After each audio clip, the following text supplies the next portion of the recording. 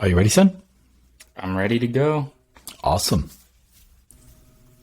Hello, welcome to Hard Compound, an American take on Formula One. Just finished watching a surprising and exciting and heartbreaking Monaco Grand Prix. Son, can I get your three-word take on that race we just watched? Yep, that race, it was exciting. It was heartbreaking for some, ecstatic for others. My three-word take is Monaco Drift 2022. Obviously, the rain caused some havoc, but pretty much all weekend we saw a lot of sliding going around, just trying to keep those cars going as quickly as possible. Some spectacular saves from the likes of Sainz during the race, and I think Yuki or maybe it was Zhou had an awesome save, but just a lot of slipping and sliding going around. It made for an exciting race. We saw some cars going into the barriers, going off the track. A lot of chaos and a lot of fun where, sometimes we don't always get the chaos that makes Formula One so entertaining sometimes. Right. For me, I've got to go with more Leclerc heartbreak.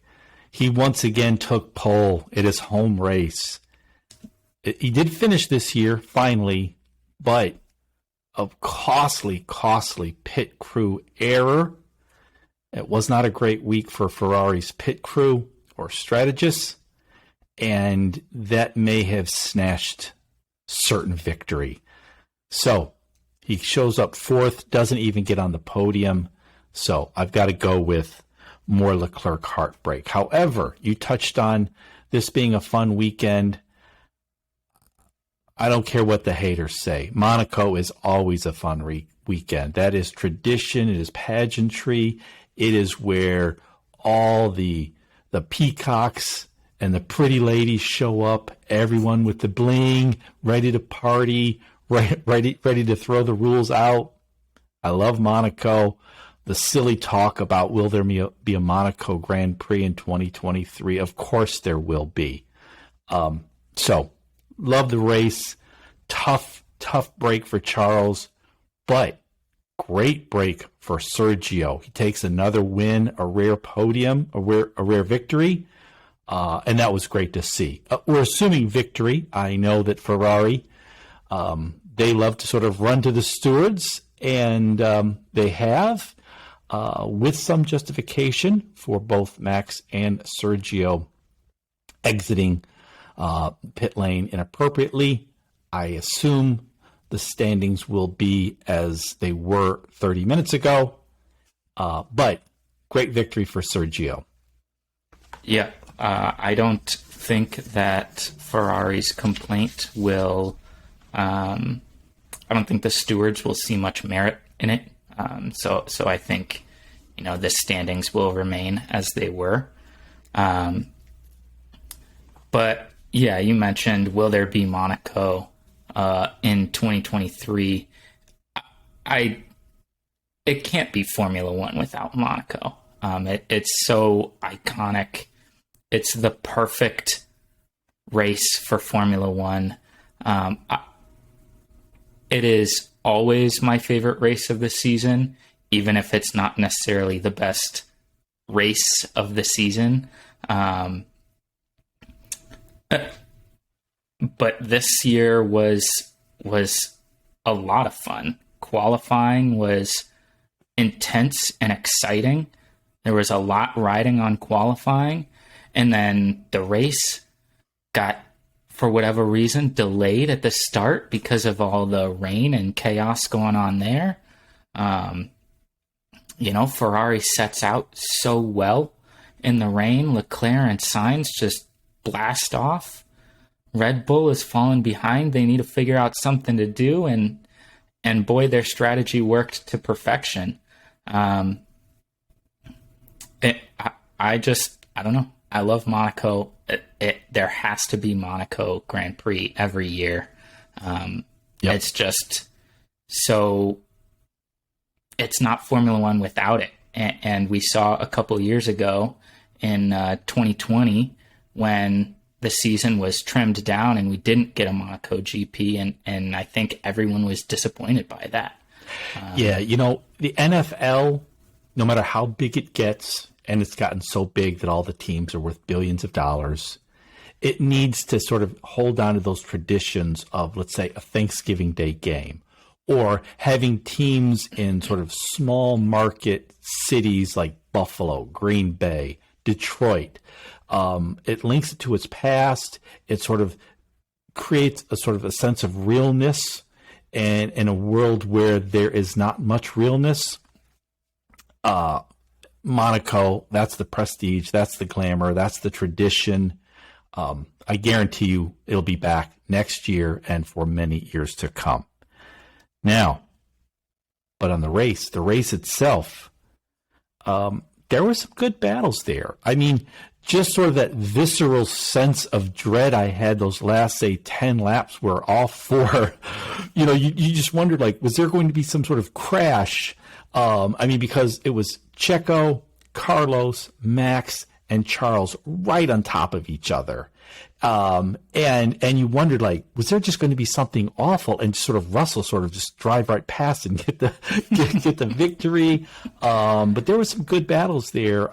Ocon missed out in getting points because he was penalized, I felt unfairly, for hitting Hamilton. Hamilton is the best, we talk about who's best at what. I mean, Max, I think, is the best driver out there right now. Alonso is maybe best at starts and defense. Hamilton is best at getting elbows out legally and getting away with it, and sort of making his car much wider than it has to be. I think he sort of forced an error onto Ocon. But that was another battle. I mean, Hamilton battling for many, many laps, trying to get past Alonso. He could not. Ocon desperately trying to keep that 10th spot, at which he failed because of the penalty. And then an all too familiar story. Haas gonna Haas. Both drivers out. Mick Schumacher, a bad crash for the race. There was just a lot of competing storylines. Yeah, definitely. I think like you mentioned, the big ones, Ferrari and Red Bull, excuse me, battling for basically the entire rest of the race after that red flag. And for about 10 or 15 laps, each one of them was within like half a second of the other, which was pretty amazing to watch. And I think the top two drivers in the championship and Leclerc and Verstappen both sort of recognized the situation and didn't do anything to jeopardize the points that they had. Right? I mean, Verstappen maybe could have taken a few lunges at Sainz, but that would have been kind of dangerous. Same for Leclerc. He could have tried to lunge up the inside or go around Verstappen at some point, but as much as he wanted to be on the podium and win this race, his home race, he knows that this is a long season and that he will have other opportunities to battle with Red Bull for that championship. Yep. He's only, 9 points behind. So you're right. There's as much as he badly wanted to win Monaco and badly wanted to get on the podium, he's still only 9 points behind. And I do agree with you. I think those last few laps, we were wondering if Checo was going to get caught, especially as he was running up against lapped cars.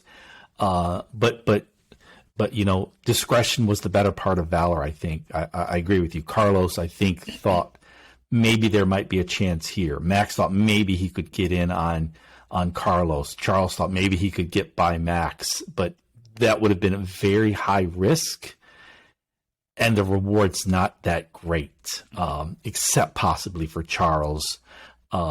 but it was interesting to watch, and I'd also forgotten about partial points. So, because of the delayed starts and red flags, they then threw the time limit on. But, we had, I guess, over 75% of the laps, so we still got full points. But I had forgotten about the partial points after, was it last year in Spa, I think it was, where they had the debacle of 3 laps, I think, in the rain, and then called it a day. So I was glad to see that they put the partial points rule in, but I had forgotten about that. Yeah, for sure. It was nice to see the race went pretty long. The delayed start was maybe a little bit frustrating, but luckily the rain kind of cleared up relatively quickly, and we got a pretty good, exciting race. And so we got full points, which was nice to see. But yeah, I think plenty of fun battles. Hamilton on both of those Alpines. I agree with you. I think Ocon was pretty hard done by the 5-second penalty. He should have gotten points this weekend and didn't because of that. I 100% felt like that was his corner, and Hamilton made a lunge and Ocon covered it off, and Hamilton got damage and then whined about it. So the stewards, penalized Ocon, but only after the red flag where everybody had caught up to him.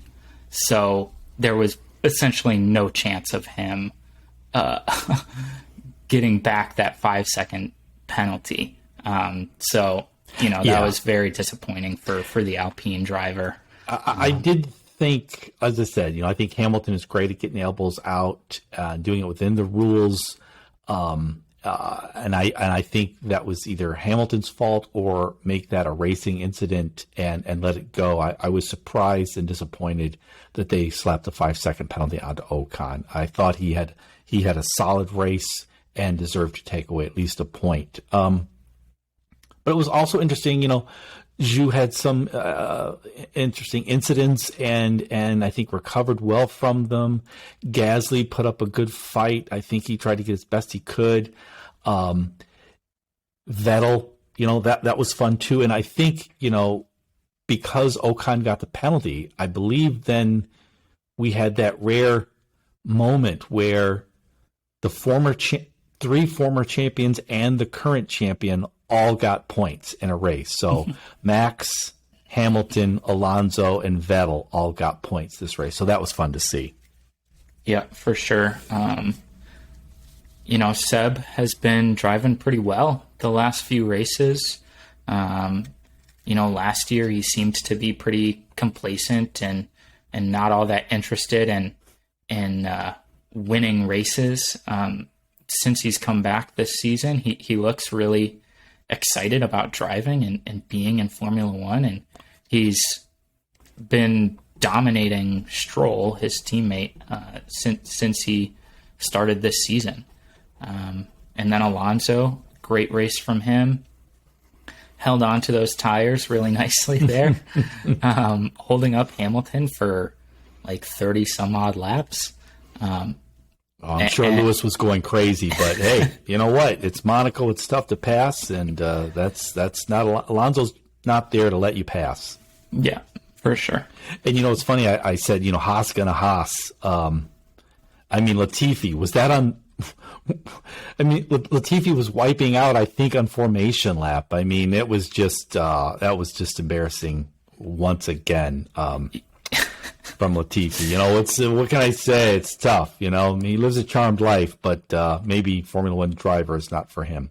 Yeah, I think there are a couple of guys, Latifi definitely, and maybe Yuki as well. I think the teams maybe should just not let them drive in the rain anymore.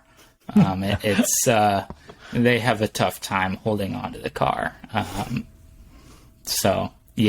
Once again, we saw some disappointing drives from a couple of the young guys.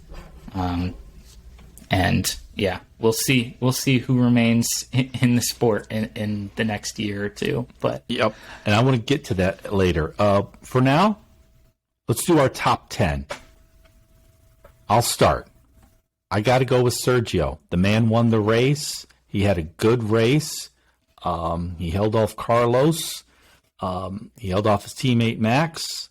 Fine performance. He got the most out of his tires. And so Sergio is my number one. He's my driver of the day. My number two is his teammate, Max.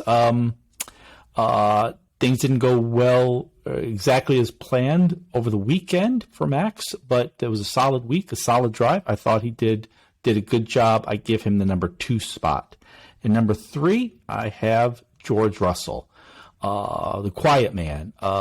Once again finished ahead of his teammate. Once again finished in the top 5. Just another solid drive every week from George Russell. Number 4, I'm sorry. My number 4 is Alonso. He got the most out of those tires. He held off Lewis for what seemed like half the race. I think that was his best finish of the year. He's my number 4. And in 5, Carlos Sainz. Both Ferraris showed that they had the potential to win Monaco.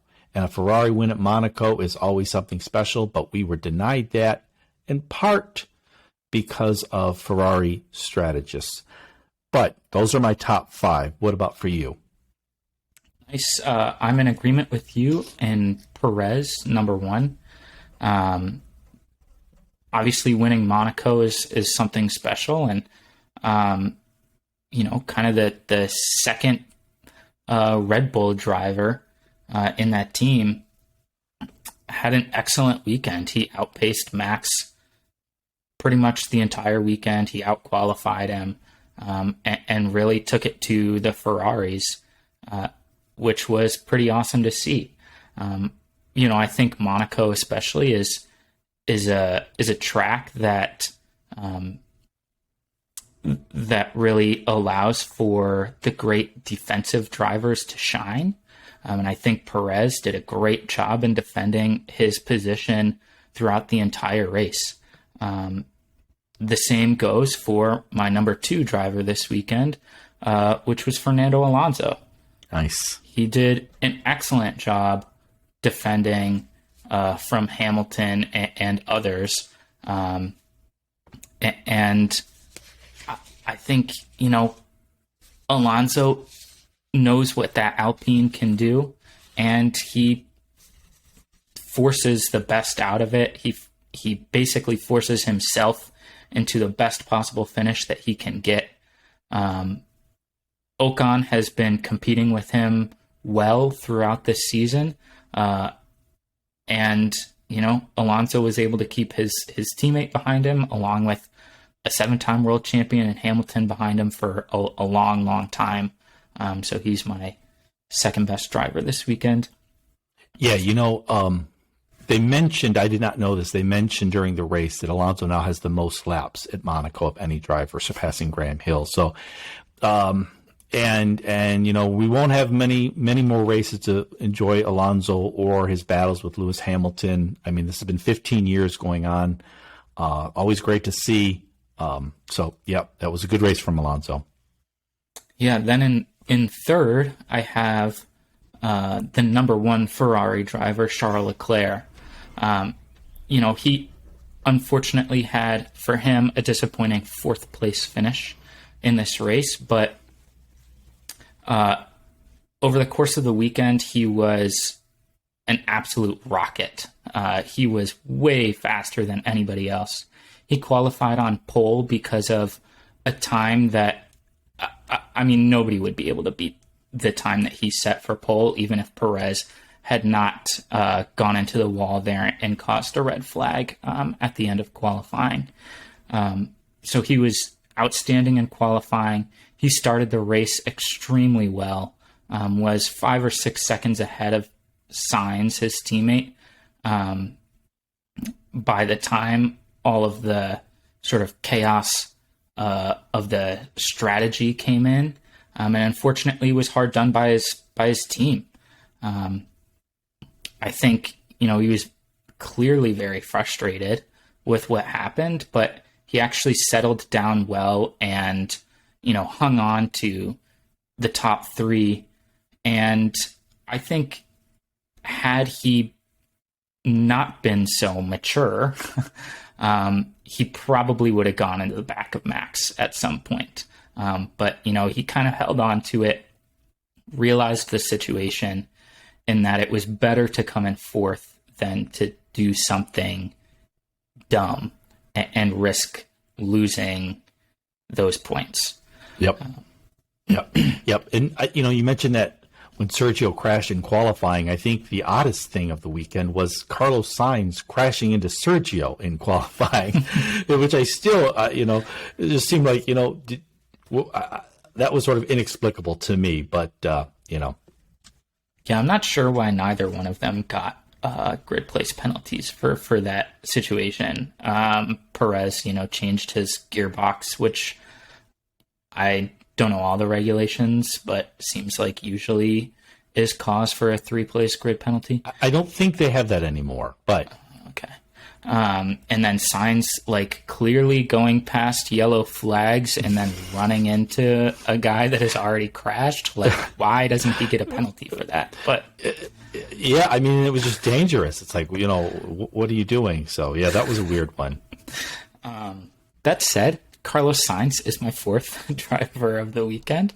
Second place on a podium is pretty awesome. Was sandwiched by 2 Red Bulls and was able to hold off Max for a large portion of that race and finished ahead of his teammate.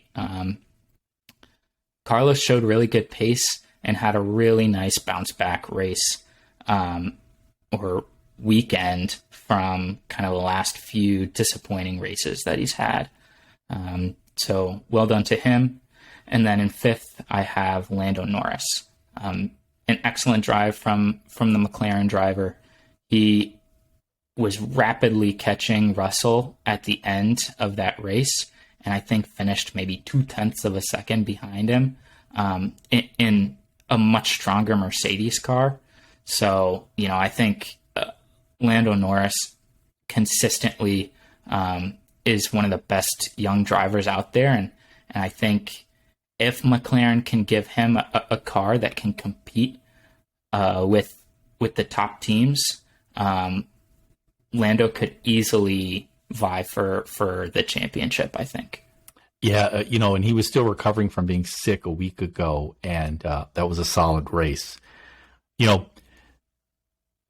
As much as I'm disappointed on behalf of Charles, it was just such a great day to see Sergio win. And when they finally got around to playing the Mexico national anthem, I was struck by 2 thoughts. One was, does this band have to memorize every national anthem of every driver? I just thought, I was like, well, that's a tough bit, but I'm not a musician, so maybe that's simple. I don't know.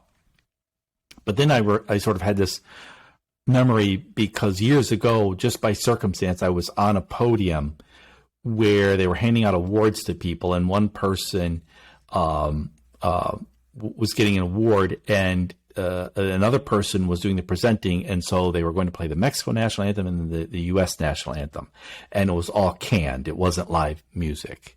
And so they started playing the Mexico national anthem, and it's not my favorite, I have to admit. It's not my favorite national anthem. And they played it and went on for 2 minutes, 3 minutes, and we're all just standing up on the podium like idiots. And then it's 4 minutes and 5 minutes, and none of us actually know what the Mexico national anthem sounds like or when it ends. Finally, at minute 8 minutes of everyone standing up on a podium looking like idiots, I went back. I literally walked across the stage, went behind the curtain, and the person who was sort of playing the audio, I think, didn't realize when it was to end, and it was just on sort of an infinite loop. And I said, cut it. And they cut it, and then we were able to go to the American national anthem. But I was just sort of wondering, at that time, was there going to be any sort of screw up by the lovely band in Monaco playing the Mexico national anthem? All right, well, let's go 6 through 10. Your number 5 was Lando Norris. My number 6 was Lando Norris. Once again, another solid race. He's clearly the number 1 in that team. He had been feeling ill. He doesn't have the best car. He puts in a great drive every week. So I have Lando. My number 7 is Charles Leclerc. I think you made a really solid case of why he deserves to be ranked higher. But I did put him at 7. I don't know what to say. It was his race to win, and he did not win it. So I just could not bring myself to place him higher, even though everything was sort of fighting against him winning. Number 8, I tell you, the man continues to surprise me. Valtteri Bottas, once again, taking Alfa Romeo into the points. Another solid race. We knocked Valtteri when he was at Mercedes. We just felt that he was never going to challenge Lewis, which meant Lewis was going to always win. And that made it no fun for us fans. But Valtteri is proving that he belongs in F1 and is a solid driver. So, number 8 for Valtteri Bottas. Number 9, his former teammate at Mercedes, Lewis Hamilton. I felt Lewis caused or was the main cause of the incident with Ocon. I felt Lewis got too frustrated that he was unable to pass Alonso, and was surprised that he really didn't put up much of a fight once again. Solid showing from Lewis, but not what I expect from one of the all-time greats. I think he can do better. And then my number 10 is Ocon, another solid race from the young Alpine driver. Nice. I think that's a solid top 10. For me, number 6 is Max Verstappen. I felt he was out qualified and outpaced by his teammate and the 2 Ferrari drivers pretty much all weekend, but obviously had a podium finish. I don't think he drove great. It was kind of a weekend that we're not used to seeing from Max. But an overall solid showing. It was fine, and he got a podium. So, he's 6th for me. Then in 7th, I have Seb Vettel, who is actually impressing me so far this season, which I would not have expected. He's easily out racing his teammate Lance Stroll, and he's been getting up into the points pretty regularly this season, which I think is rather impressive from a pretty poor Aston car. I think he only ended up there because of the Ocon penalty. But nonetheless, getting a point for your team is always valuable. And I thought he drove a really nice race.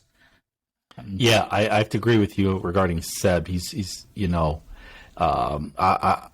I don't think he's been bringing his best the past few years, but I think he's doing a solid job so far this season.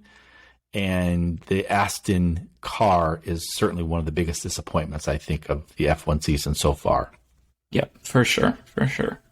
In 8th for me, I have George Russell. I think it was a solid race from him, but he was way off the pace of the front runners in a Mercedes car that they felt like they could compete this weekend with those top 2 teams. He was losing a lot of pace to Lando there near the end of that race. And I think, he was just kind of having a lonely, lackadaisical race, which, it is not necessarily any fault to him. but I think, just a fine performance from him. I mean, solid once again, top 5 finish. The only driver so far this season to do that in every race, I believe. But just kind of like Max, just, a fine race, a fine weekend, but nothing special from him. Then I have Hamilton in ninth. He did fine, got very frustrated, was out-qualified by his teammate, had a points finish. So an acceptable showing from him, but I think we've come to expect a lot more. And then finally in 10th, I have Bottas. For all the reasons you said, I think, he's really been bringing it in that Alfa Romeo. Able to get up into the points, was scrapping and fighting throughout the weekend, and just driving really well for his new team. Something that I think, I didn't necessarily expect him to be doing that regularly. Yep. I think we agreed overall, except you have Seb and I have Ocon. Now, we'll switch to the virtual podium. So, Monaco Grand Prix 2022, it was Checo Perez, then Carlos Sainz, then Max Verstappen. But on the virtual podium, I have the Mercedes safety car. That red Mercedes safety car looked really nice in Monaco, and we saw a lot of it. So certainly a great advertisement. As bad as the Aston Martin has been this year, they also didn't even get to have their safety car out on Monaco when everyone was watching. But the red Mercedes looked real nice, so I think I'm going to put that on the virtual podium. Nice. Yep, looked good. That's a nice car. Let's see. I think, I have a few that can go on the virtual podium. One of them I thought was hilarious and awesome at the same time. For whatever reason, the Monaco doctor was decked out in what looked to be like a jet fighter pilot suit with a sick helmet. It looked like he should have been in Top Gun. I don't know why the doctor was wearing such an outfit, but it looked awesome, and I don't know, it made me laugh. So yeah, I've never seen the Hunger Games, but there was a woman in what looked like a men's blue suit on backwards, and she was everywhere. So I would have put her on the virtual podium as well. Nice. And then I guess I think we should recognize all of the mechanics who got soaking wet and were sprinting from the pits to the grid back and forth constantly at the start of that race or before the start of that race, hauling tires up and down a hill. I don't know. I guess all those mechanics should be up here on our virtual podium this week. That would be nice. They deserve that. Okay, let's switch to the soft compound. We'll start the Daniel question. Daniel Ricciardo has just been a disappointment pretty much every race this season. He was especially this week in Monaco, an unforced error when he crashed during practice. Once again, he was essentially of no impact, no relevance during the race in Monaco. We also saw Mick Schumacher once again crash out, destroying his Haas vehicle. Haas has I think the lowest budget of any team, or the least bit of money to play with. That's going to be another $1 million to replace that car, probably. I don't think Mick or Danny Rick will be in F1 in 2023. What do you think of that? I think that's not that's not unbelievable. I think this weekend both of their team bosses in Zach Brown and Günther Steiner were pretty open about sort of saying that their performances were not up to par, and that, they have a real possibility within their contracts to sort of sever ties with those drivers. And I think, that is, Formula One is an expensive sport. It is cutthroat. And I think if you're not up to it, then if you're not really bringing much to the table, then it's not far out of the question to assume that they're going to be out. Yeah, it's like you said, it's a cutthroat sport. There's only 20 drivers in all of F1. Everybody, Mick Schumacher seems like such a great guy. He has the name Schumacher. Daniel Ricciardo, everyone's loved Daniel Ricciardo. He's such a great ambassador to the sport, especially in America. We all love him, but I'm not sure either of them belong in F1, given all the other great drivers waiting in the wings. And certainly, these contracts, I don't care if McLaren has Ricciardo signed through 2024, for example, as we've heard. McLaren can make up that money if they have to boot Ricciardo. Haas can as well with Schumacher. Okay, sticking with the soft compounds. Fernando Alonso, one of my all-time favorites, and I think one of the best drivers ever, has said he would be open to leaving Alpine and taking a seat with a top team, even if it meant he had to be their number 2 driver. Well, Fernando, you may already be the number 2 driver. Your teammate Ocon is well ahead on the points. So I wanted to have this quick discussion. Which teams do you think have a clear number 1 already, and which do not? Yeah, that's a good question. I think, I guess we can start with Alpine. I think it's pretty evident that they don't have a clear number 1 driver. We can look at the points and say that Ocon has gotten more points than Alonso, and he's been sort of outracing his teammate, but I don't think that necessarily means that he is the obvious number 1 driver. I think they still like to battle with each other. They, kind of flip-flop. It seems like some races Alonso does better, some races Ocon does better. And I don't think the team necessarily sees one or the other as the top driver in the team. But, going down the line, I think similarly, Mercedes is kind of in that boat. I think everybody expected Hamilton to be the obvious number 1 driver there, but Russell has pretty much outcompeted him the entire season so far.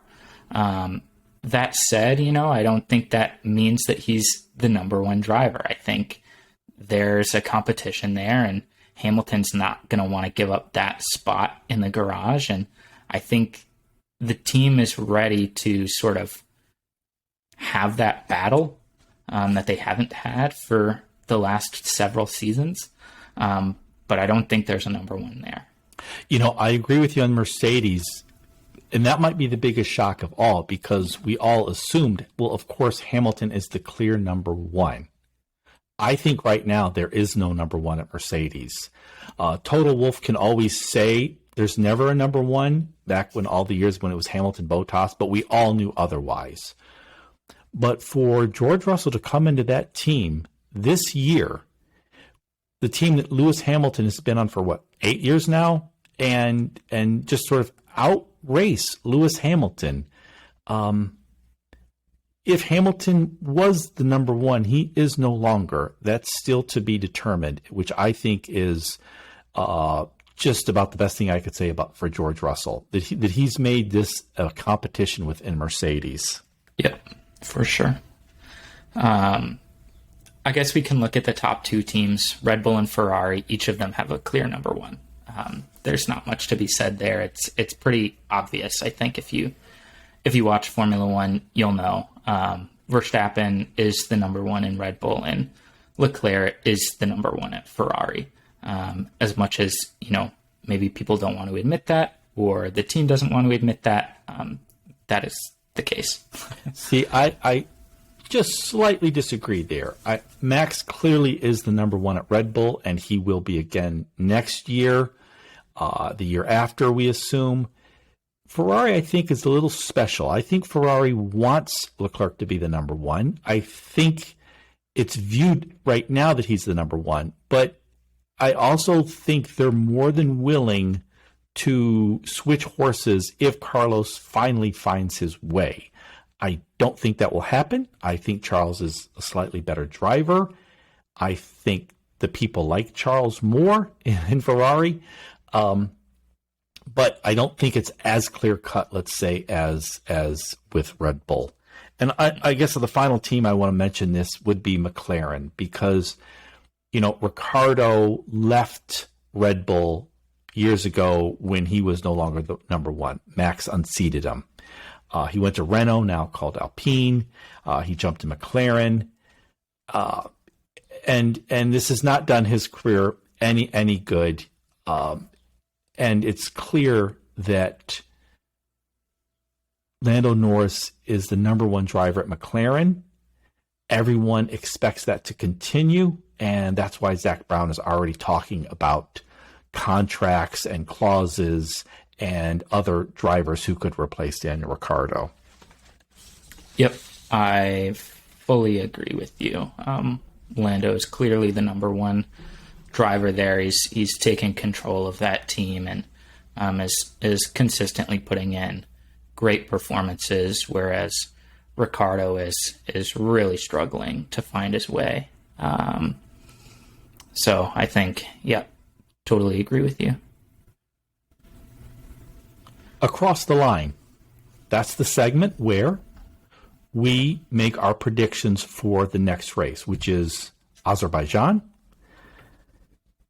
Now, and across the line, we choose who we think will be in the top five.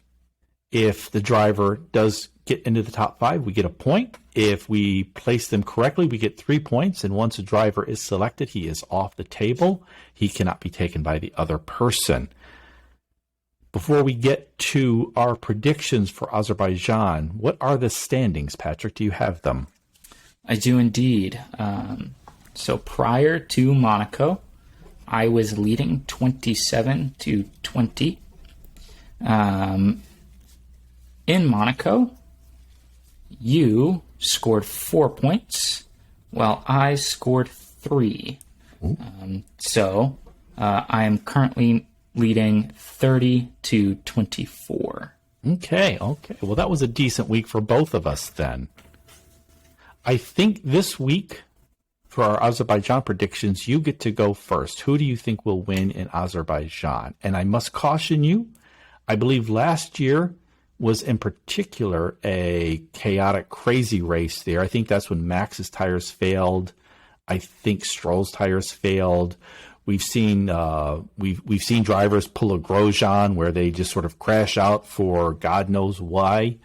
So it could be another crazy race. So just my little cautionary note there. So who do you have as your number one?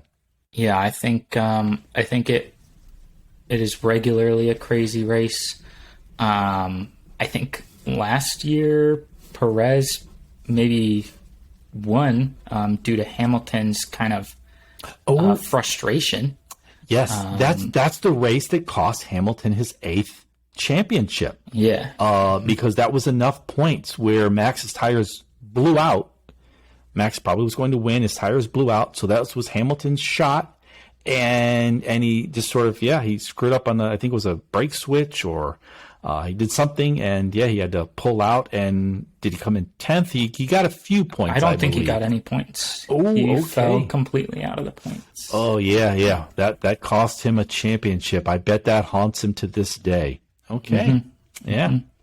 Mm-hmm. But yes, so last year Perez won that race, and Perez just won Monaco. So we'll say he's on a hot streak.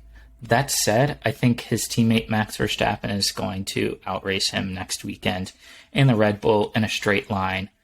With all that speed, will overpower the Ferrari on the Baku circuit.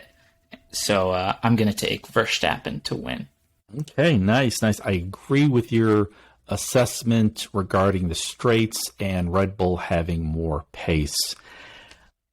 You've taken Max. He's off the table for me, so I will take Perez as my number 1. And for my number 2 pick, I think Mercedes has improved their car every week, and Russell has been driving great. I'm going to take George Russell, number 2.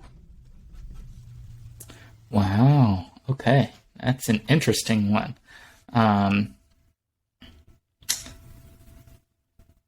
Nice. Okay, let's see. I think, I still don't believe that Mercedes is going to have the same pace as the Ferraris will.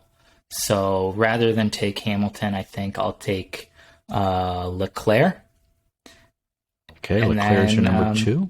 And then I'm going to go with his teammate Carlos Sainz. Ouch.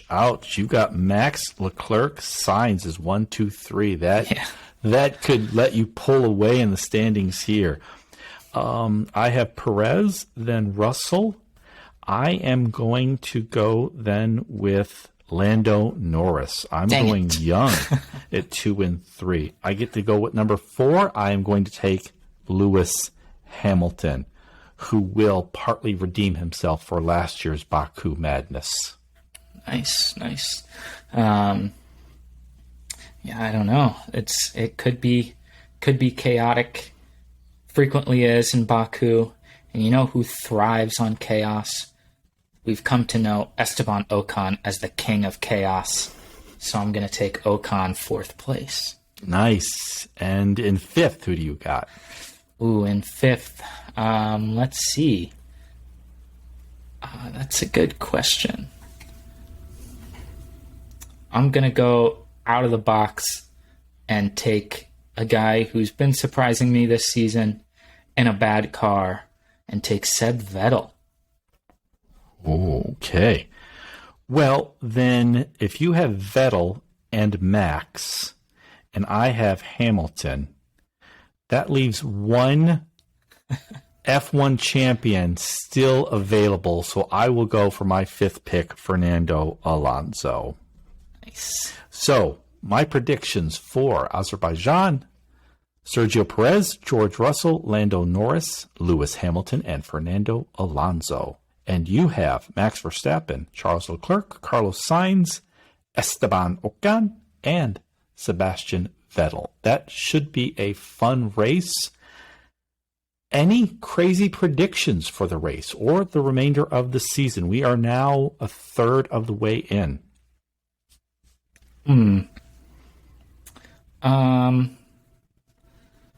That's a good question. Surprisingly, the only ever crazy prediction that I got correct came true this weekend with the red flags and the pole sitter not winning the race. Baku is tough, but, craziness seems to thrive there. And I think we're going to have each of the 3 qualifying sessions will have a red flag in it. Oh, that is an interesting one. I don't know if that's crazy. That just might happen. That's a solid. That's that sort of craziness that is just well within the realm of possibility. So I like it. That's a good one. Mine, since it's crazy prediction time, I think Azerbaijan haunts Lewis Hamilton to this day. It is why He does not have an 8th world championship to his name. It was entirely self-inflicted. I think the ghost of Baku will strike once again, and he will have a self-inflicted happenstance and does not finish in Azerbaijan next week. Interesting. That'd be a tough break for Lewis. He's been having a rough season so far, and I think his frustration is building, so I think it's not too far out of the realm of possibility. All right. I want to remind our listeners, send your questions or comments to hardcompoundpod@gmail.com. We may read them on the show. We will always read them. I can guarantee you that. And thank you for listening to everybody's most beloved father and son F1 podcast. And we are Lights Out. See ya. Thanks for listening.